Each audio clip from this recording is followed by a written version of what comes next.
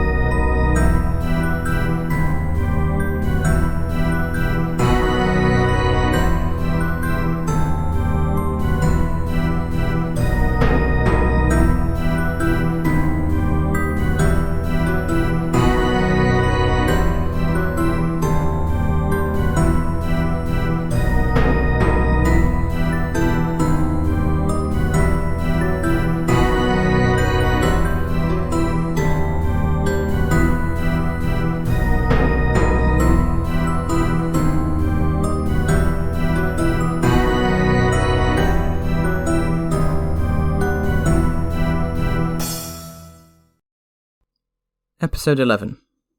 Beneath the Society. Part 1.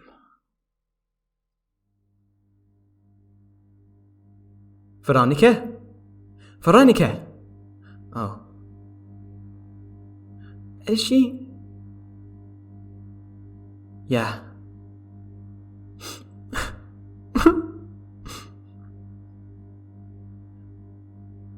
When Joe and Jen reached the office previously belonging to Dr. Harrington, she had been dead for some time. A pool of blood had formed beneath her chair, and the back of her very sensible yellow blouse was a dark brown, below a neat stab wound directly over the presumable location of her heart. She would have been able to tell how accurate the location was, Joe thought, had she not been dead. Her head rested on an old book, and her eyes were open and staring blankly across the room. I've never seen a body before. I have. It's just like on TV. There is no real need to close the eyes of a dead person, to make them appear to be merely sleeping, other than the comfort of the living. If the dead care about where they are looking, they either do not or cannot inform us of this. Nevertheless, Joe reached over and gently closed Dr. Harrington's eyes. The fragile lids were quite cold beneath his fingers. Bye, Dr. H. Her laptop's on. What was she looking at?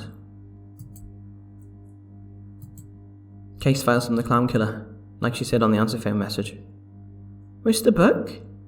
Oh, it's the compass book. It's no use anymore since the compass was lost in the 80s. Compass? We used to... The society, we used to have this compass that pointed to people with presents instead of north. Yeah, it's the list of people who used to look after it. She must have been looking to see who had it last before. Before the clown killer got it? Who was it? I can't tell. It's the blood. Oh. Well, we can't stay here. It's been a while since we can't be sure the killer's gone. He could still be around watching society, even in the building. Where do we go? If it's got a compass that finds people with presents, I could just home in on us with it. We'll have to try and lose him. Keep moving till we can come up with a plan. Dr. H said there's a trapdoor in the old props room that goes into a sewer. Yeah, there is, isn't there? Actually, Percy, the fellow who trained me up years ago, he said there's a way out through there. Go way down, there's a ladder, leads up to a drain cover, comes out near the British Museum. So we head north, until we find the ladder? Yeah, we'll keep moving. There's a torch in the props room as well, I'll get that. Are we just going to leave her there?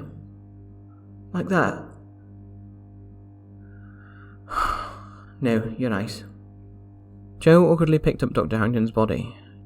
She was as light and frail as he'd expected. He laid her out on the table. Jen fetched one of the brightly coloured blankets from the sofa and spread it over the still form. Tears ran down their cheeks, and they wiped them on their sleeves, sniffling. We'll be back for you. In the aforementioned properties room, on the other side of the wall from our grieving heroes, a dark shape stood in the shadow of a large wardrobe full of sparkly costumes. He was very still and very quiet, and he rested his hand on the knife at his hip, loosely, relaxed, patiently awaiting his opportunity. We'll come back and see she's done the right way, I promise, but we need to get out of here. Okay. The dark figure cursed under his breath and pressed himself against the wardrobe as the two pantaloon performers hurried past him, Jen still wiping their face and Joe shoving batteries into a heavy torch. The two of them hauled the heavy trapdoor open and descended into the darkness.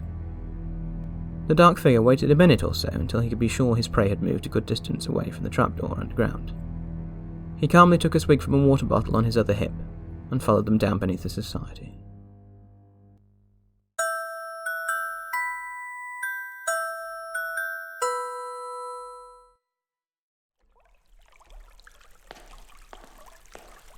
It smells great down here. It's a sewer, what do you expect? Aye, fair point. I suppose this would be one of the tributaries of the Thames that they covered it over to make sewers, like the Fleet. So as long as we walk in the opposite direction to the flow, hey, more like schlop. As long as we walk up schlop, we should be heading roughly north. How long do you reckon? No idea. Joe? Yeah? Tell me a story to pass the time. And stop me thinking about Veronica. Yeah.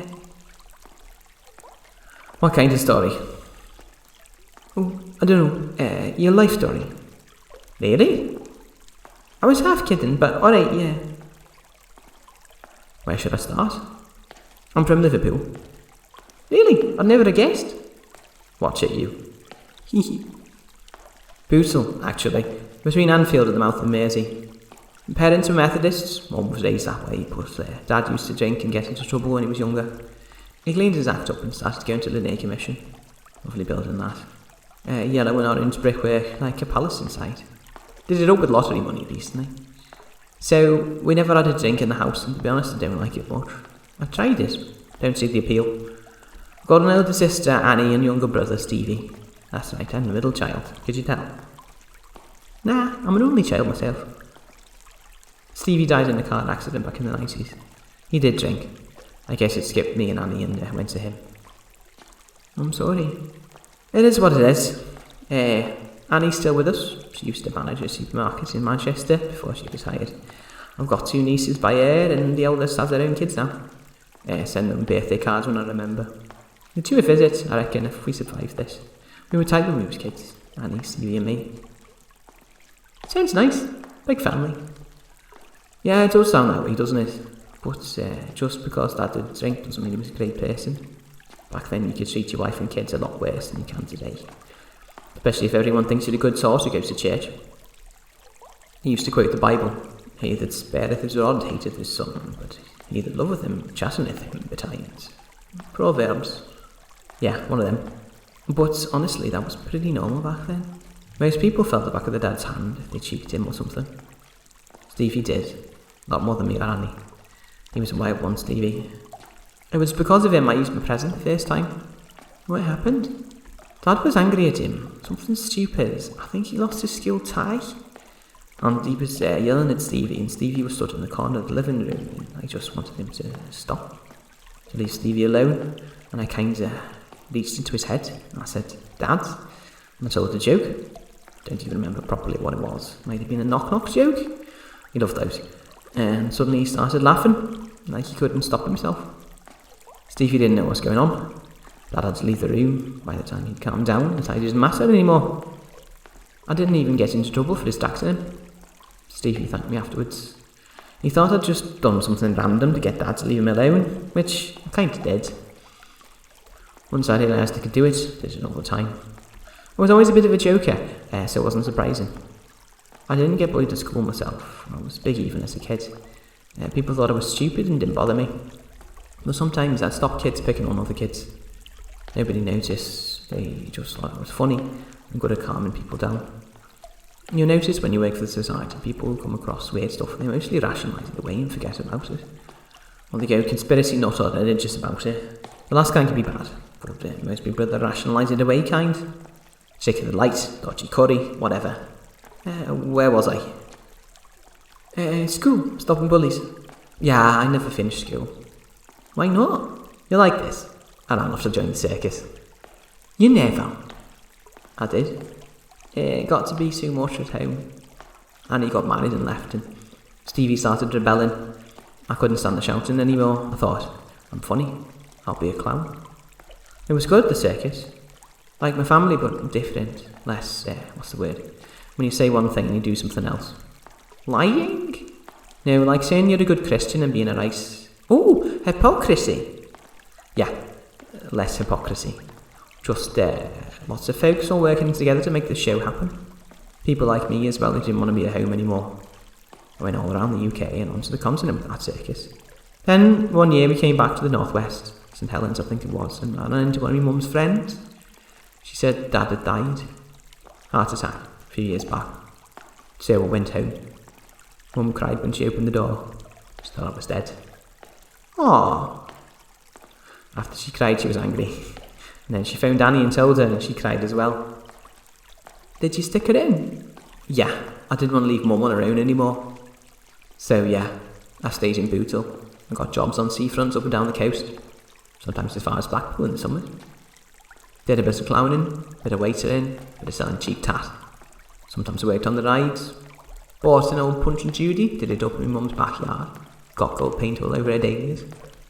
That's where I met Linda, my wife. You're married? You never said you were married. Yeah, it's hard to talk about Linda. Oh, I'll get to it. It's just, yeah. So one summer I was in Southport, near the pier. Skinny little thing, that pier, one of my favourites. I was on a fag break between Punch and Judy shows on the beach. I used to smoke back then, but Veronica made me quit. And I got talking to the woman who was selling candy floss across the way.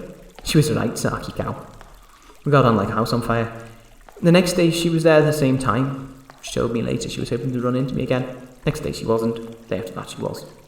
So I asked her out. To dinner. Nice fish restaurant. She took the piss out of me for it, but she showed up.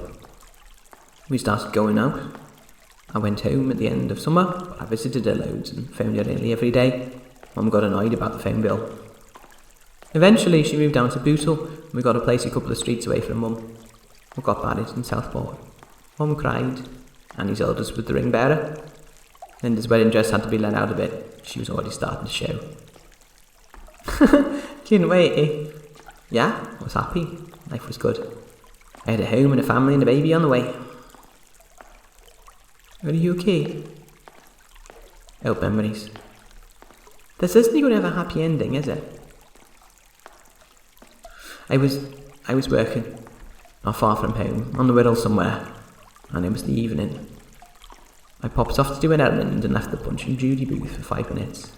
When I got back, somebody smashed it up and stolen Mr. Punch. Just yobs, I think. Tried to set fire to it too, but I'd fireproofed it because I'm not thick. I folded up what was left and I took it home. It was late, and when I got home, Linda wasn't there. The emergency bag was gone too, the one she'd get ready for the hospital when her time came. I phoned 3 different hospitals trying to find where the ambulance had taken her. I found which one eventually. By the time I got there, it was too late. Neither of them had made it. It was a boy.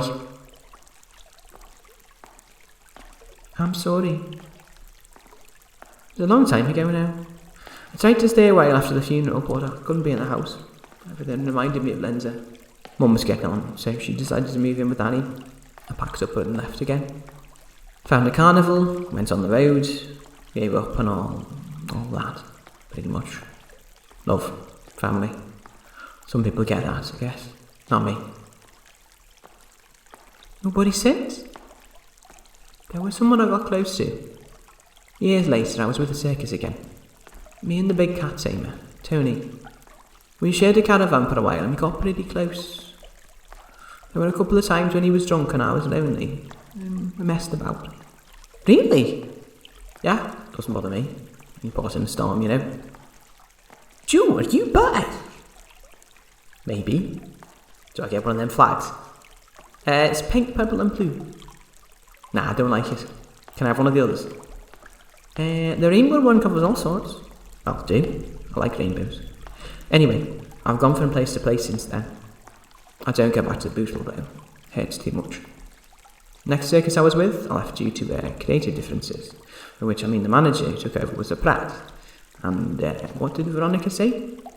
A sorcerer. He was a sorcerer. Was that when you made Dr. H? Yeah, we dealt with that fella between us, me and Veronica, and her partner at the time, Angela. Tiny little thing, Angela. Used to be a ballerina. The two of them asked if I wanted to work for the society, and well, they told me how good the money was. It's really good, even for London.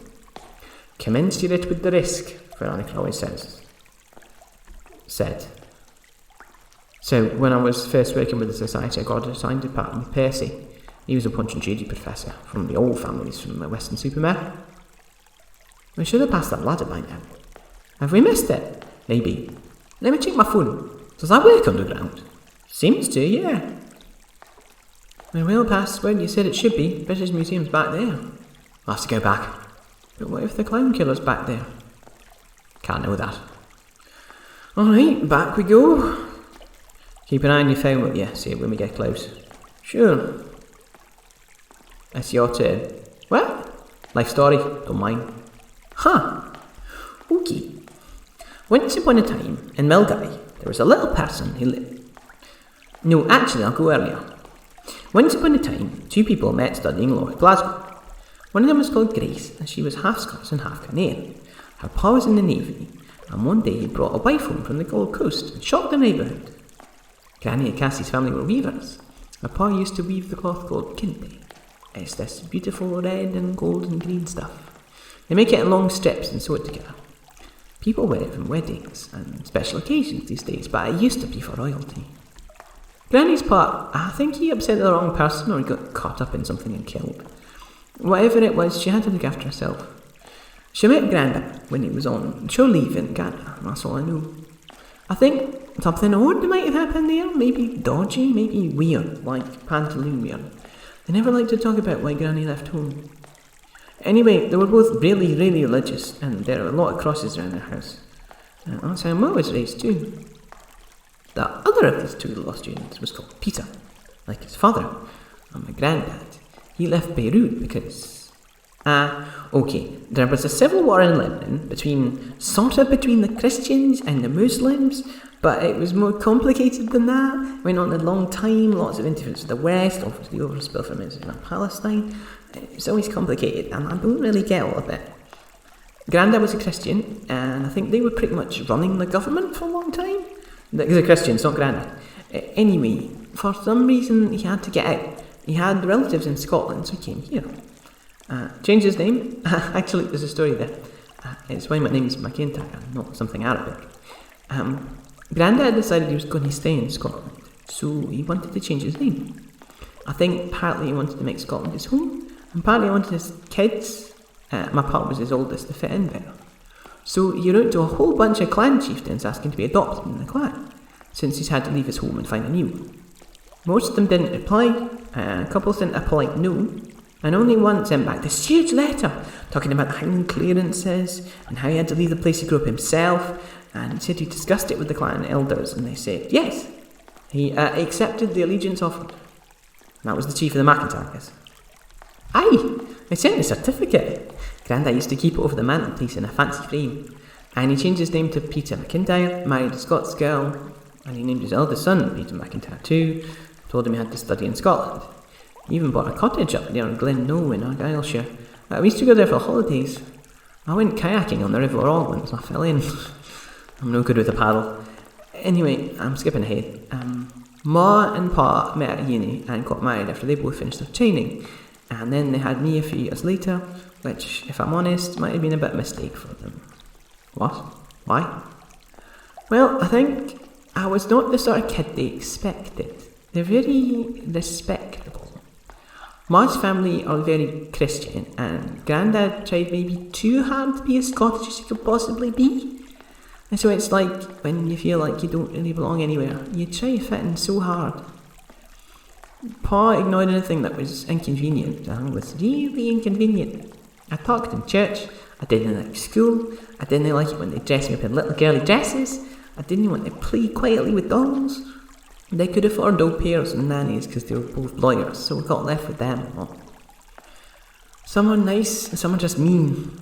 There was this one Polish lady who used to take me to the theatre where her son worked. I liked her. I was never going to be the way they wanted me to be, and I gave up on it by the time I got to high school. I made friends with boys and their own kind of girls. I was the class joker. I was always in trouble. They didn't know what to do with me.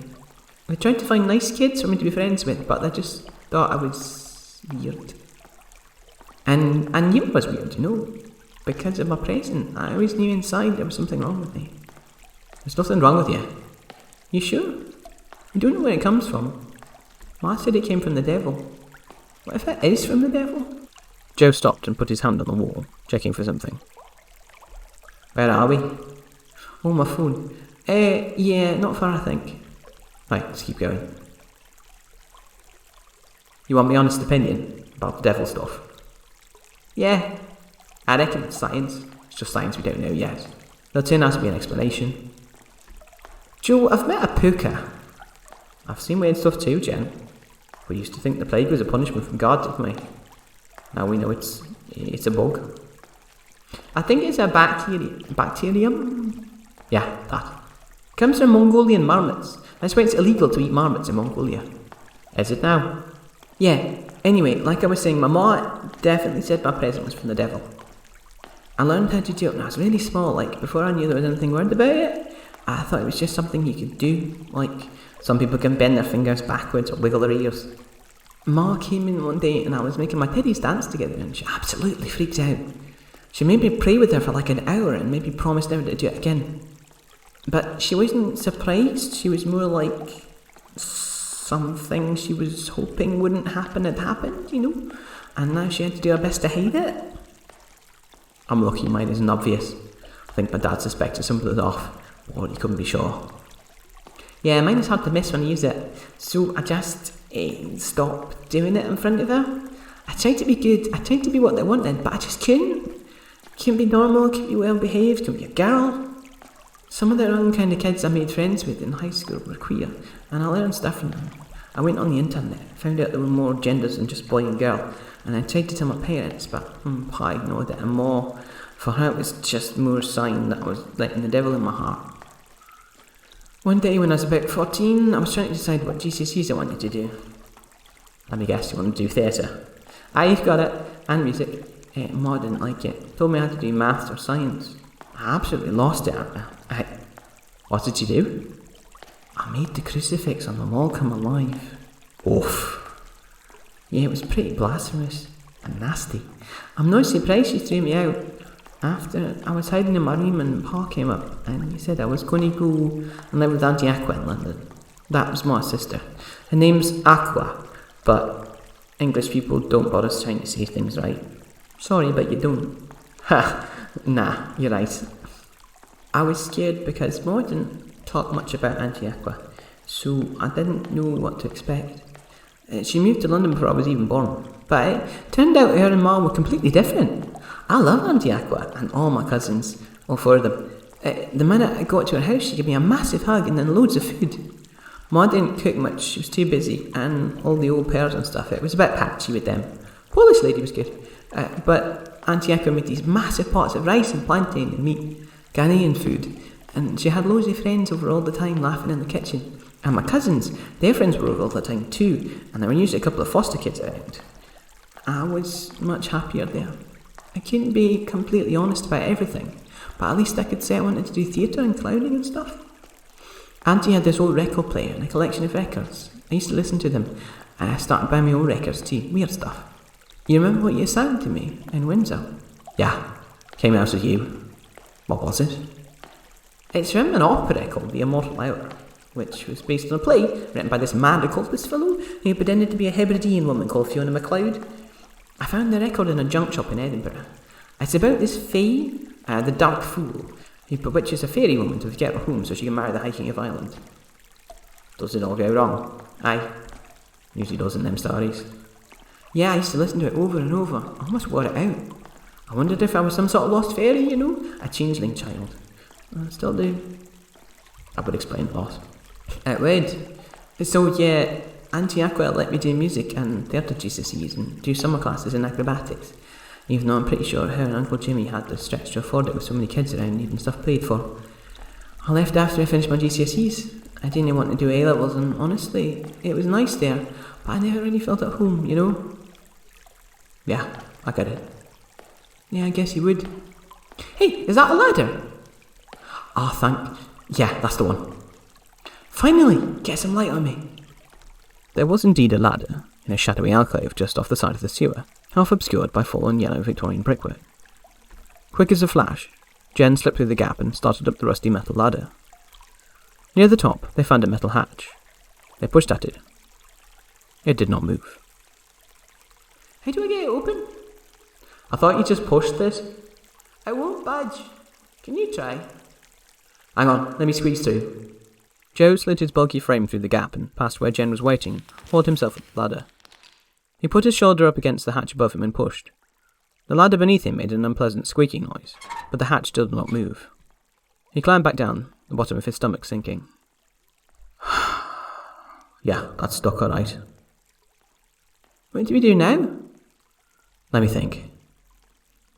They both squeezed back into the main passage of the sewer and wiped yellow brick dust off themselves. Joe was glad of the darkness to hide the colour draining from his face. Back to the society then. That's the only way out you can be sure of now. There might be a killer waiting for us. Yep. Back we go then. Yep. Wearily, our heroes trudged off into the stinking darkness. Behind them, in the tunnel, a shadow removed itself from the wall. Something long and wickedly sharp glinted in its right hand. It paused, bracing itself against the wall, watching, very still. And then, in a flurry of darkness, it sprang towards Joe and Jen.